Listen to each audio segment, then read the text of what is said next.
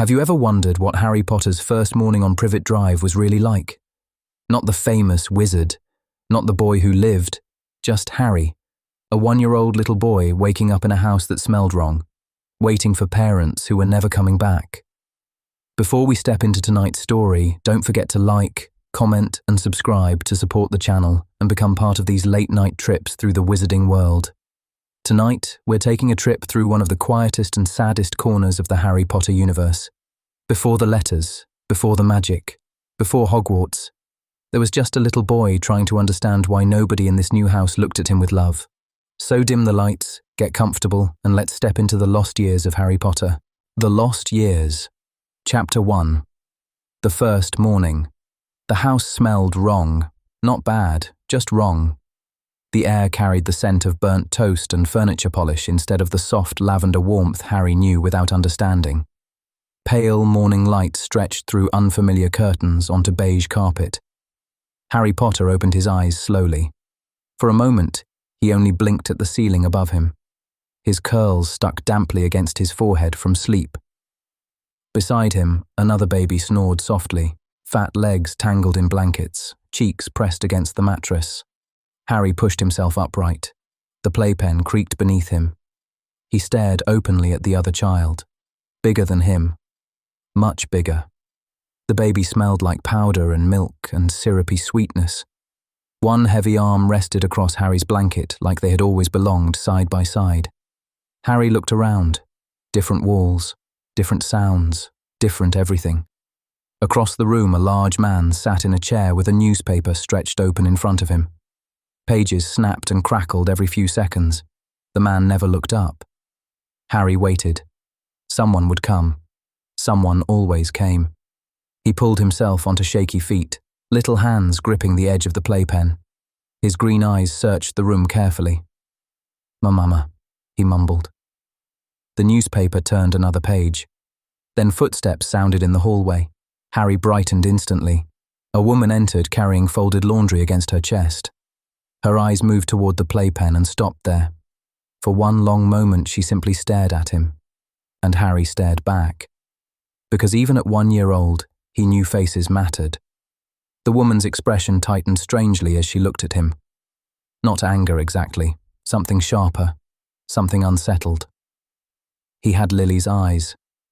Beside him, the larger baby stirred awake with a grumpy whine. The woman moved immediately, lifting him first. "Oh, dudders," she murmured automatically. Harry reached toward her. She noticed. Her mouth pressed into a thin line. "Hold on." The words meant nothing to him, but the tone did. He watched as she carried the other baby from the room. The silence afterward felt enormous. By the time she came back, Harry's diaper sagged heavily beneath his pajamas. He rubbed at one eye tiredly as she lifted him from the playpen. She wasn't rough, but she wasn't soft either. There was no warmth in the way she handled him. No absent-minded affection. No instinctive bouncing against her hip or gentle voice trying to soothe him. She moved through each task with the detached efficiency of someone completing an obligation she had not chosen for herself.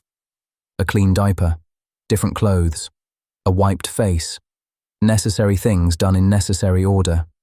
Nothing more. The kitchen smelled like toast and eggs. Another high chair already sat near the table. Dudley kicked happily inside it, thick arms waving impatiently for breakfast. The woman stopped in the middle of the room. Harry balanced awkwardly on one hip. For the first time that morning, she looked uncertain. "What am I supposed to do with him?" she asked sharply. The man lowered his newspaper with visible annoyance.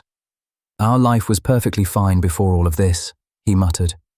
"Then your sister and that Potter man go and get themselves killed, and suddenly we're running a bleeding orphanage." Petunia's mouth tightened. "Keep your voice down." "Why?" Vernon snapped quietly.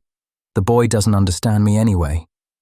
Harry blinked at the sound of the deep voice, spoon clutched clumsily in his small fist. Across the room, Dudley squealed happily from Vernon's lap, thick hands slapping against his father's tie while porridge dribbled down his chin. Vernon immediately softened for him despite his irritation, awkwardly steadying the baby against his chest. Harry watched carefully. The spoon in front of him felt strange in his hand. Usually mornings were warm.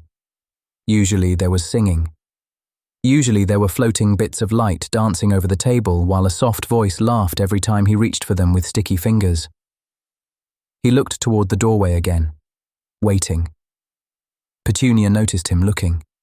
Something flickered across her face before she turned away sharply and began wiping down already clean counters. Harry dipped the spoon into the porridge the way he remembered seeing it done before. His small wrist trembled from the effort. Most of it slid off before it reached his mouth, splattering against the tray and his pajamas. Dudley banged both fists against the table and laughed loudly. Vernon chuckled despite himself. "Now there's a healthy appetite," he said proudly. Harry stared at the mess on his tray. The kitchen suddenly felt very loud around him. He tried again more slowly this time, tongue poking from the corner of his mouth in concentration. A tiny bit made it in before the spoon slipped from his fingers entirely with a dull clatter. Neither adult moved immediately. Petunia finally turned around with a sharp sigh through her nose. For heaven's sake! She crossed the kitchen, picked up the spoon, and scooped a small amount herself. Harry's face brightened instantly when she brought it toward him. Not because of the food, because for half a second, it felt familiar. He opened his mouth automatically. Petunia froze. Those green eyes looked up at her with complete trust. Trust she had not earned. For one strange moment the kitchen seemed smaller, quieter. She could almost hear Lily laugh. Chapter 2. The Broken Bulb. About a week later, the house finally had a rhythm to it.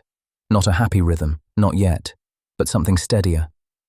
Petunia woke on time. Breakfast was finished before the boys became fussy. Laundry hung drying near the radiator. Dudley had only cried once all morning, and Harry had barely cried at all. For the first time since the green-eyed child had appeared on her doorstep, the day felt manageable. Good, even. The kitchen smelled warmly of stew simmering low on the stove, while afternoon sunlight stretched gold across the sitting room carpet. The boys played together nearby, not in the playpen this time, on the floor. Dudley sat heavily between scattered toys, babbling nonsense to himself, while Harry pushed a small wooden train toward him again and again. Every time the train bumped against Dudley's legs, Dudley laughed so hard he nearly tipped over sideways. And every time Dudley laughed, Harry smiled too. Quiet smiles, small ones, the kind that disappeared quickly if adults noticed. Petunia stood in the kitchen doorway drying her hands slowly on a dish towel as she watched them. For a fleeting second, something softened inside her chest. Because the scene looked ordinary. Two little boys playing on the carpet while dinner cooked nearby.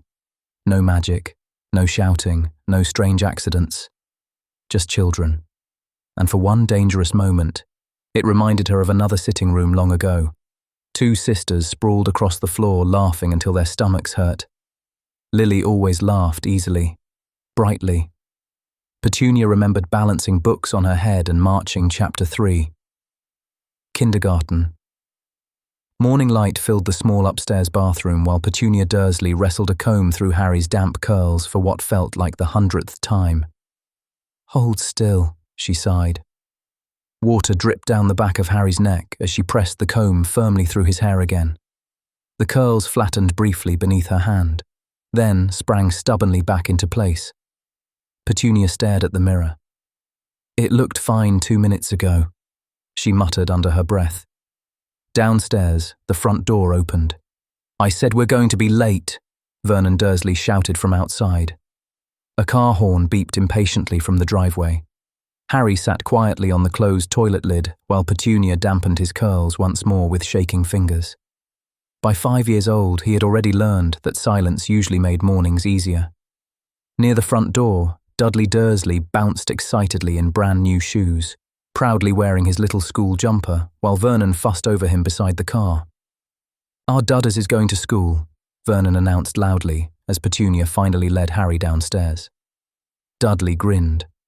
Harry stayed close to the wall automatically. Vernon's smile faded the second he looked at Harry. "For heaven's sake," he muttered. "You couldn't do anything with that hair." Petunia stiffened slightly. "That is me doing something with it," she replied tightly. "I tried." Vernon grunted in irritation before glancing toward Harry. Try not to look so scruffy for 5 minutes, he snapped. Harry lowered his eyes immediately. He did not think his hair looked bad. It just looked like his hair. Outside, the morning air smelled faintly of cut grass and freshly washed cars. Sunlight gleamed against the neat windows lining Privet Drive while neighbours waved cheerfully across their hedges. Petunia straightened Dudley's collar twice before taking out the camera. "Oh, stand still, sweetheart." Dudley beamed proudly while Vernon crouched beside him for pictures. Harry lingered nearby quietly, hands shoved into the pockets of oversized trousers. Nobody asked him to come closer. Nobody told him where to stand. So he stayed slightly apart, the way he usually did. Petunia noticed. For one brief second, guilt flickered through her chest. But the moment passed quickly beneath Vernon's voice and Dudley's excitement. By the time they reached the school entrance, children swarmed everywhere in oversized backpacks and polished shoes. Parents crouched beside them, fixing collars, wiping faces, giving last-minute hugs. A teacher with kind eyes greeted the boys near the classroom doors. "Well, aren't you handsome?" she said warmly to Dudley. Dudley puffed up proudly. Harry stood beside him silently. The teacher's smile softened slightly when she looked at him. Then her eyes moved between the two boys and their parents. She had noticed the photographs, noticed the way Harry had quietly stepped out of every picture before anyone asked him to. "Oh," she said gently, crouching slightly toward Harry instead of away from him. "I think if we tame these curls a little, next time you'll have to make room for both boys in the photographs." Harry blinked at her. The teacher smiled warmly at him before standing again. "He's a lovely-looking little boy." For one brief second, the world seemed to pause. Then Vernon gave a short, irritated grunt. "There," he muttered sharply once the teacher walked away. "Even strangers notice it." Petunia's stomach tightened. Because she knew Vernon had heard criticism, while she had heard kindness. And beside them, Harry stood quietly between the two meanings without fully understanding either one, only understanding the familiar feeling of being looked at differently. Harry's kindergarten teacher learned very quickly that Dudley Dursley entered every room the way a parade entered a street. Loud, bright, demanding attention without ever asking for it. Children naturally gathered around Dudley because Dudley expected them to. Harry was different. Harry drifted quietly toward the edges of the classroom as though he had spent his whole life practicing how to disappear politely. He never interrupted, never demanded turns. And if another child wanted the toy in his hand badly enough, Harry usually surrendered it without argument. At first, his teacher worried he was shy. Then she realized Harry was observant. There was a difference. He watched everything. The moods of other children, the sound of adult voices, the moments when people grew impatient or frustrated. It was the sort of awareness no 5-year-old should possess so naturally. So she made a point to include him. Not obviously. Never in a way that might embarrass him.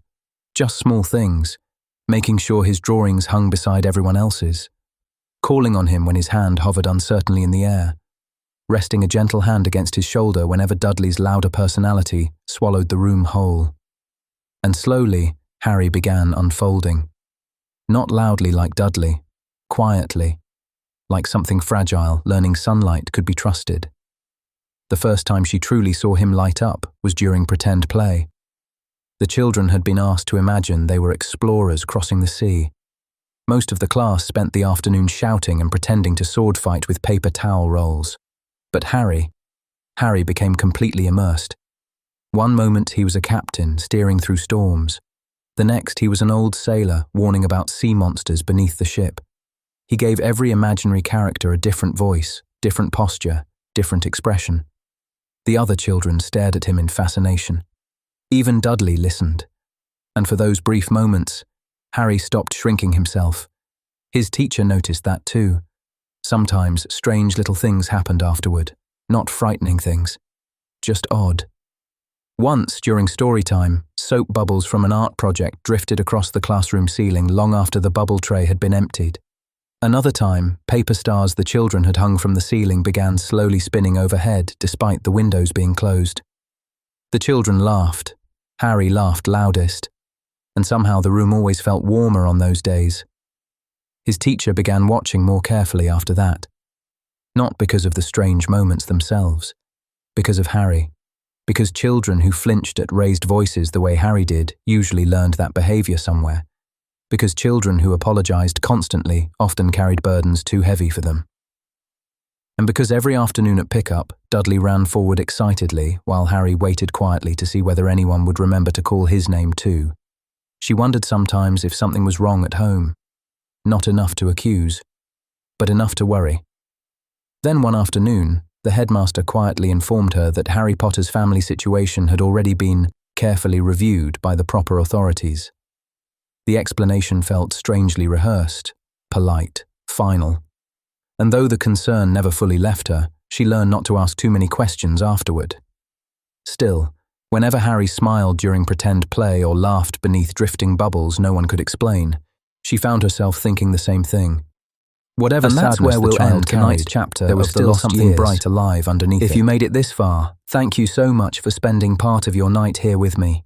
If you enjoyed the story, don't forget to like, comment and subscribe to support the channel and help more Harry Potter fans find these quiet little corners of the wizarding world. And let me know down in the comments, do you think Harry's first years on Privet Drive would have looked different? Were the Dursleys always cruel? Or were they simply people who never knew what to do with grief, fear, and a child they did not understand? I'd also love to hear your ideas, theories, and suggestions for future stories. This channel is going to explore different Harry Potter lore, hidden moments, character backstories, and imagined what-if scenarios from across the wizarding world. But for now, sleep well, and I'll see you in the next chapter.